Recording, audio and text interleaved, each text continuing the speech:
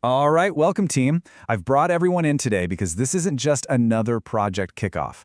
Our job is to engineer the very heart of a new global micro EV. And let me be clear, we're not just building a component here. We are solving a really high-stakes engineering puzzle for a market that is absolutely exploding worldwide. So, our blueprint for this electric drive system, well, it starts right here, right now. Okay, let's get right into it. This quote, "This is the whole game. This is the beast we have to tame." You know, anybody can build a fast motor. Anyone can build a cheap motor. And you can definitely build a compliant one. But getting all three of those things into one single package, that is the impossible triangle. And I'm telling you, solving it is the only way we win. You see, the micro EV market is at this huge turning point. It's moving away from its, let's call them, grassroots origins, glorified golf carts. And now it needs fully automotive-grade engineering. And right there, that's the trap. If we use the old-school car development methods, we'll completely blow the budget. But if we try to stick with the cheaper, non-automotive stuff, we're going to fail the safety and compliance regulations that are getting tougher every year in Europe, the US, and China. We have to find a new way. So how do we do that? How do we forge that new path? Well, the answer is a super clear, focused strategy. Our entire project, every single decision we make from this point forward, is going to be built on three strategic pillars. This right here is our winning blueprint. So let's quickly break these down. First up, architecture. We are committing to a higher voltage platform, 96 volts. Why? For way better efficiency and performance. Second, integration. The motor, the controller, and the gearbox will all be one single unified 3-in-1 unit. This saves cost, it makes it more reliable, and it simplifies packaging, a huge win. And third, sourcing. We're going to develop the critical control software ourselves. That's the white box, which gives us total control. But we'll get the physical hardware from established suppliers and then customize it to our needs. That's the gray box. These three things, these are our North Stars. Now, before we design a single gear or write one line of code, we have to understand the rules of the game. And for micro EVs, our engineering targets are not driven by what we want to build. Nope, they are dictated by what global regulations allow us to build. It's kind of like a design process that works backward from compliance. Let's take Europe, a key market for us. Vehicles in what's called the L7E heavy quadricycle class, they are capped at 15 kilowatts of continuous power. Now burn that word continuous into your brain. It is incredibly important, as you're about to see. Okay, now let's hop across the Atlantic.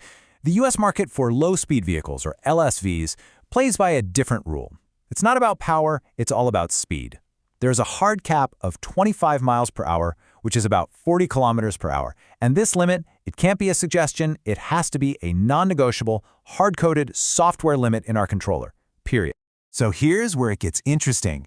European regulation ECER 85 makes a distinction between the power a motor can sustain for 30 minutes straight and its instantaneous peak power. And folks, that is our engineering loophole. It means we can design a system that has a really high peak power, let's say 30 kilowatts, for fantastic acceleration, as long as we manage the heat so that the continuous power over 30 minutes never goes above that 15 kilowatt legal limit. This is exactly how we deliver a great driving experience and stay totally legal. And this is how we pull it all together. This matrix basically blends the different rules from China, Europe, and the US. You can see all the different requirements for speed, power, voltage. It's all over the place. But that final column, that's our blueprint. That's the single set of engineering targets for our global platform. A top speed of 100 kilometers per hour that we can adapt with software. 30 kilowatts of peak power, 15 kilowatts continuous, all running on a 96-volt system. Okay, so we know the rules, we have our targets, now let's get into the fun stuff. The core hardware decisions that my team is going to have to execute. These are the big choices that are going to define the DNA of our system. And here it is, the fundamental fork in the road. The voltage platform we choose dictates absolutely everything. Cost, performance, efficiency, safety, everything. 48 volts or 96 volts. I'm telling you, this single decision has more impact on the final car than any other choice we will make. Let's break this down, okay? A 48-volt system, it seems cheaper at first because the safety rules aren't as tough. But to get our target of 30 kilowatts, you'd need to pull over 600 amps of current. Think of it like this. That's like trying to force a river through a garden hose. You'd need massive, heavy, expensive copper cables, and you'd lose a ton of energy as heat.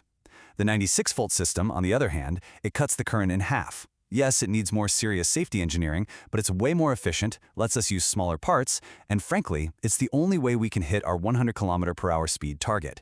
For the real passenger car experience we're going for, 96 volts is the only logical choice. All right, next big decision, integration. We are mandating a 3-in-1 e-axle. What does that mean? It means the motor, the controller, and the gearbox are all designed to live together in a single compact house. And this is not just about saving space. By getting rid of those heavy, expensive, high-voltage cables that would normally connect everything, we slash electrical noise, we improve the sound and vibration, and we cut out a ton of cost and weight. It's just a smarter, more elegant solution. So what actually goes inside that e-axle? Well, here are the non-negotiables I'm giving our motor team. It's got to be a permanent magnet synchronous motor, a PMSM, because it's the most efficient for city driving. Peak power of 30 kilowatts, max speed of 9,000 RPM, but I want to point out one thing here, the position sensor. We are specifying a resolver, not a cheaper Hall sensor. And why is that? Because a resolver is way more tough and reliable in the kind of harsh vibration and crazy temperatures this drive unit is going to live in. We do not compromise on core reliability.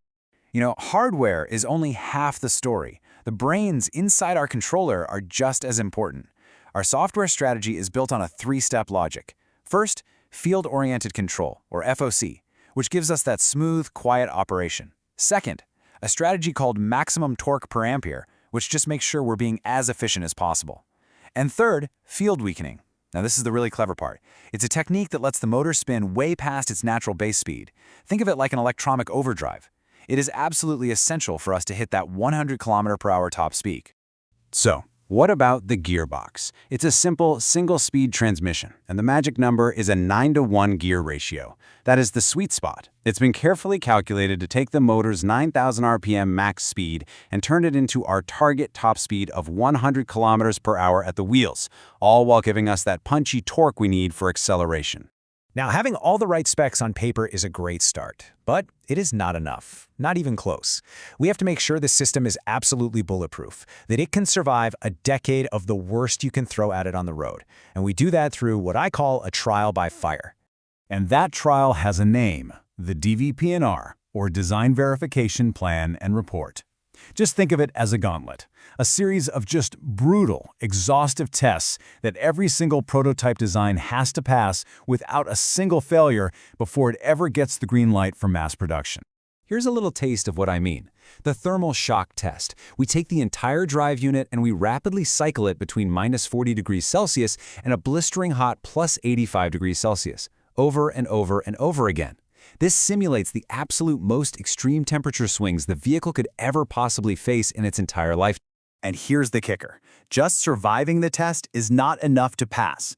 After all that torture, the unit has to show zero physical cracks, it must function perfectly, and its IP67 waterproof seal has to be completely intact. Anything less than that is a failure. We start over. Here's another one. Vibration. Our e-axle is mounted right on the chassis, so it takes a beating. We strap it to a shaker table and just blast it with 11 G of random vibration, continuously, for hundreds of hours. This basically simulates an entire lifetime of driving over the worst potholes and cobblestone roads you can imagine. And here is the roadmap to make it all happen. It's an aggressive but totally achievable 18-month plan. We're right here in the first phase, finalizing this spec and picking suppliers. Then we'll move fast to bench testing, followed by a full 6 months of that brutal durability testing before we validate the final design and actual vehicles and hit the button for production launch. It's a focused sprint from this blueprint right to the assembly line. So I'll leave you with this final thought. Engineering a world-class micro-EV drive system, it isn't a game of brute force. Success isn't about having the most power or the highest RPM. It's a game of precision. It's about navigating that incredibly narrow channel between a complex web of global regulations on one side and the ruthless demand for an affordable cost on the other. That is our challenge. And this blueprint, this is how we're going to win.